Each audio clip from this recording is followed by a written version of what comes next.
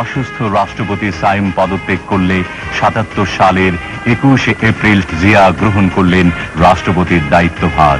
জাতির উদ্দেশ্যে তিনি বলেন, বিসমিল্লাহির রহমানির রহিম। প্রিয় দেশবাসী, আসসালামু আলাইকুম। আমরা জাতীয় জীবনে এক নতুন অধ্যায়ের সূত্রপাত করতে যাচ্ছি।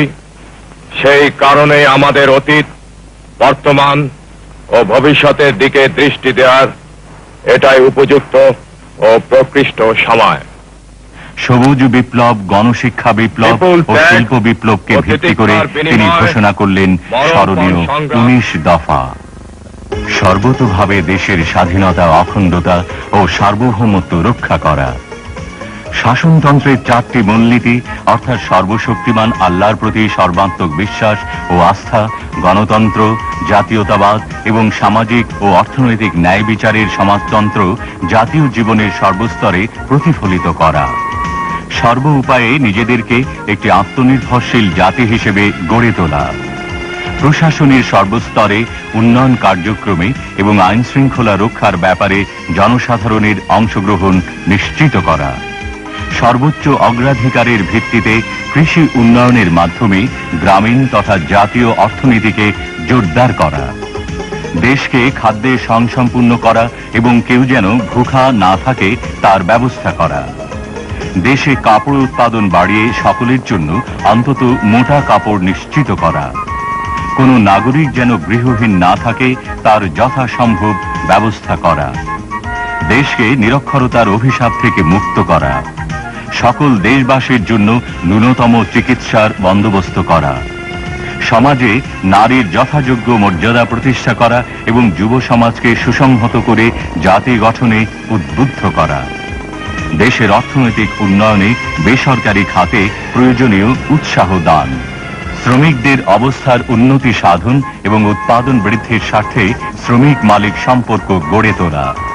সরকারি চাকুরিজীবীদের মধ্যে জনসেবা ও দেশ গঠনের মনোবৃত্তি উৎসাহিত করা এবং তাদের আর্থিক অবস্থার উন্নয়ন করা।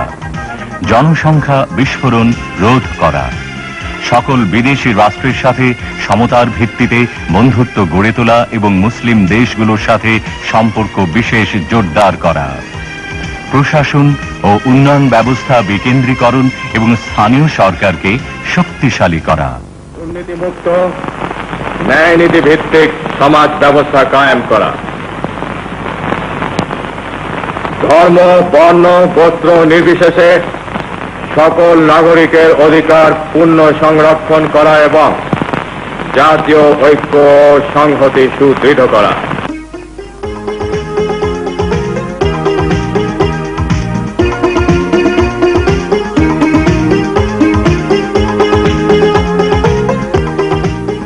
গণতান্ত্রিক চিন্তায় জাতির কাছে গ্রহণযোগ্য করার জন্য জিয়া দিলেন গণভোট। স্বনির্ভর বাংলাদেশের সার্থক নেতা জিয়া জাগ্রত জনতার রায়ে হন বিজয়ী। বহির্বিশ্বে বাংলাদেশকে গৌরব দীপ্ত করতে জিয়া যান লন্ডনে কমনওয়েলথ সম্মেলনে। দেখা করেন ব্রিটিশ নেত্রী মার্গারেট থ্যাচারের সঙ্গে। আলোচনা করেন ব্রিটিশ প্রধানমন্ত্রী কালাহানের সঙ্গে। দক্ষিণ এশিয়ার 7টি দেশের 100 কোটি মানুষের সম্প্রীতি ও সহযোগিতার প্রতীক সার্ক। এই সার্ক ছিল দূরদর্শী জিয়ার চিন্তার ফসল।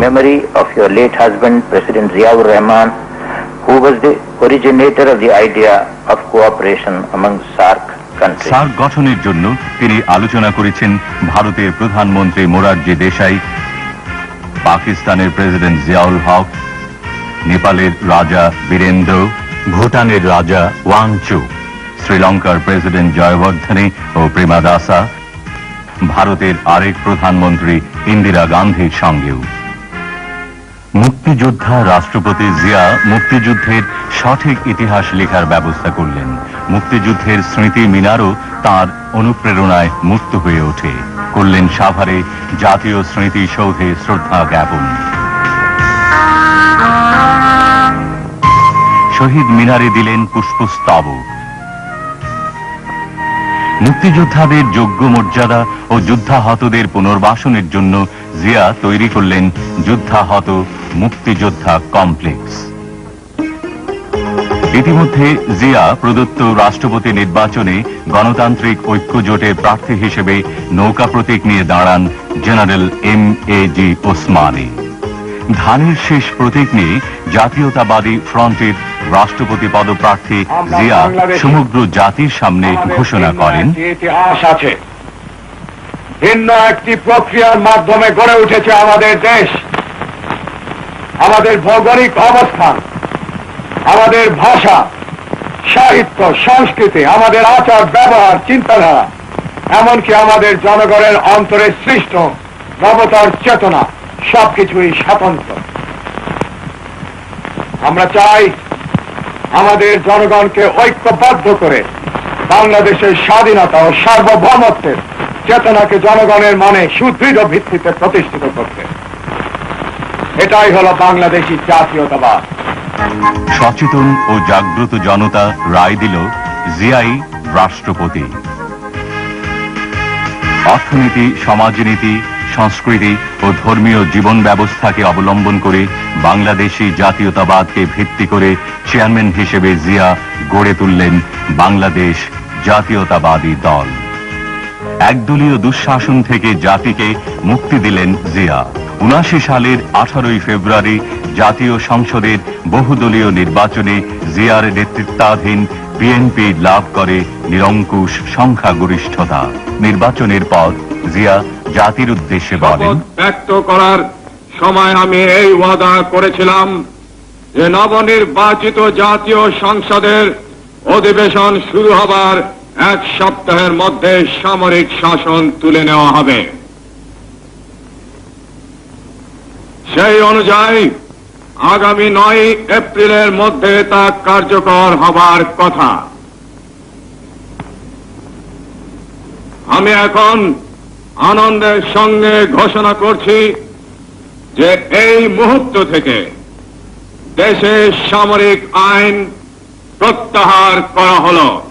কৃষি ক্ষেত্রের উন্নয়নে গ্রামের জনগণের কাছে জিয়া বারবার গিয়ে সহজভাবে ডাক দিয়েছেন। 1 নম্বর, খাদ্য উৎপাদন দ্বিগুণ করতে হবে। কেবলমাত্র দ্বিগুণ করতে হবে, 3 গুণ করা যায়, কিন্তু কেবলমাত্র দ্বিগুণ করতে হবে এখন। 2 নম্বর, সমস্ত রাস্তার 2 ধারে ফলের গাছ লাগাতে হবে এবং রাস্তার 2 পাশে ঢালুতে শাক সবজি চাষাবাদ করতে হবে। সমস্ত পুকুরে মাছের চাষ করতে হবে। প্রত্যেক ঘরে ঘরে হাঁস মুরগির খামার করতে হবে। এই গ্রামের প্রত্যেকটি লোক, মেয়ে লোক কাজে ব্যস্ত থাকবে। মেয়েরা ঘরে কুটির শিল্প করবে এবং তাদের পরিবারের আয় বৃদ্ধি করবে। উৎপাদনের রাজনীতির প্রবর্তক জিয়া বলতেন, কৃষি আমাদের প্রধান সম্পদ। কৃষি ক্ষেত্রে আমাদের ব্যাপকভাবে নামতে হবে, অসম্ভবকে করতে হবে সম্ভব। তাই শুরু হলো সবুজ বিপ্লব। পল্লী উন্নয়ন পরিষদ হলো গঠিত।